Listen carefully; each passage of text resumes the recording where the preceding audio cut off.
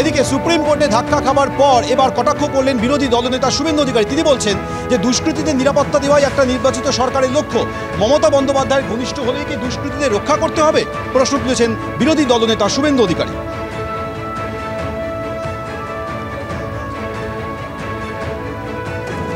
Supreme কোর্টও ধাক্কা খেয়েছে রাজ্য, আর এরপরই কটাক্ষ করলেন শুভেন্দু অধিকারী। তিনি প্রশ্ন তুলছেন যে মমতা বন্দ্যোপাধ্যায়ের ঘনিষ্ঠ হলেই কি দুষ্কৃতীদের রক্ষা করতে হবে, দুষ্কৃতীদের নিরাপত্তা দেওয়াই একটা নির্বাচিত সরকারের লক্ষ্য। তৃণমূলকে তীব্র আক্রমণ করে মন্তব্য শুভেন্দু অধিকারী।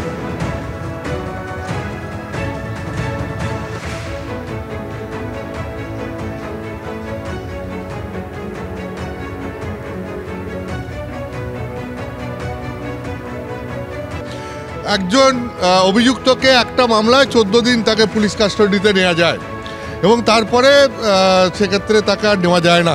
ফলে ইতিমধ্যেই শেখ শাহজাহানকে গ্রেপ্তার করে আদালতে পেশ করার পর কয়েকদিন হয়ে গেছে।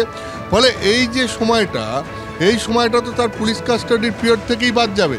ফলে সিবিআইকে মামলাটা হস্তান্তর করলে তারা ওই 14 দিন জিজ্ঞাসাবাদের সময় তো আর পাবেন না। ফলে যত সময় যাবে সেই সময়টা তত কমতে থাকবে। সেই কারণেই এটা গুরুত্বপূর্ণ এবং সেই কারণেই বলা হয়েছে যে আজকেই তাকে হ্যান্ডওভার করতে। তোমাকে যেটা বলতে চাই সেটা হচ্ছে যে এই মামলার রায়ে আজকে প্রধান বিচারপতি ডিভিশন বেঞ্চ একটা জিনিস স্পষ্ট করে দিয়েছেন যে প্রথম থেকে, তোমার মনে আছে নিশ্চয়ই, যে একটা রাজ্য পুলিশ প্রশাসনের তরফ থেকে বলা হচ্ছিল যে শেখ শাহজাহানকে কেন গ্রেপ্তার করা যাচ্ছে না।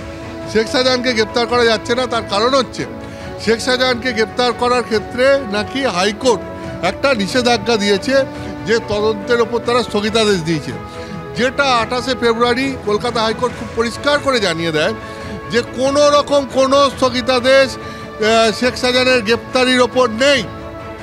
হ্যাঁ, এবং এই গ্রেপ্তারির ওপর কোনো স্থগিতাদেশ নেই। তাকে সিবিআই, ইডি, রাজ্য পুলিশ যে চাইবে তাকে গ্রেপ্তার করতে পারে। এবং তারপরে 29 তারিখ শেখ শাহজাহান গ্রেপ্তার হয়। এখন শেখ শাহজাহান গ্রেপ্তার হওয়ার পর ইডি কোর্টে গিয়ে আবেদন জানায়, হাইকোর্টে গিয়ে আবেদন জানায় যে তাকে সিবিআইয়ের হাতে হস্তান্তর করা হোক, কারণ এই মামলার তদন্তভার সিবিআইকে দেওয়া হোক।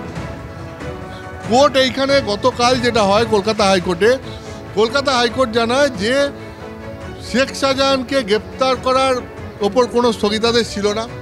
তাকে গ্রেপ্তার করার ক্ষেত্রে রাজ্য পুলিশ যা করেছে ঠিক আছে, কিন্তু রাজ্য পুলিশ যে তদন্ত শুরু করেছে, তাকে হেফাজতে নিয়েছে, তদন্তে সিট গঠনের ওপর যেহেতু স্থগিতাদেশ, তদন্তে যেহেতু স্থগিতাদেশ, ফলে রাজ্য পুলিশ তাকে হেফাজতে নিয়ে ঠিক করেনি, তাকে জেল হেফাজতে পাঠানো উচিত ছিল।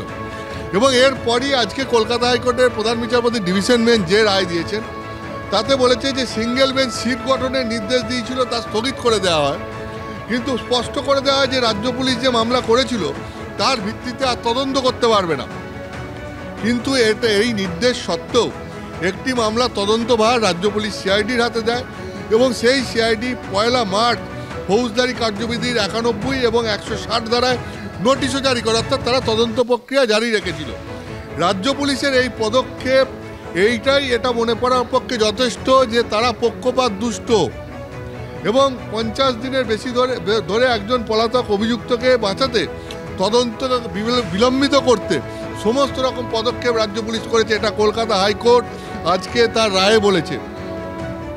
কলকাতা হাইকোর্ট তার রায়ে আজকে আরও বলেছে যে তখন যে পলাতক অভিযুক্ত এলাকায় প্রভাবশালী হিসেবে পরিচিত, শাসক দলে তার যথেষ্ট যোগাযোগ রয়েছে, তিনি শাসক দলের হয়ে ভোটে দাঁড়িয়েছিলেন এবং জেলা পরিষদের কর্মাধ্যক্ষ নির্বাচিত হন।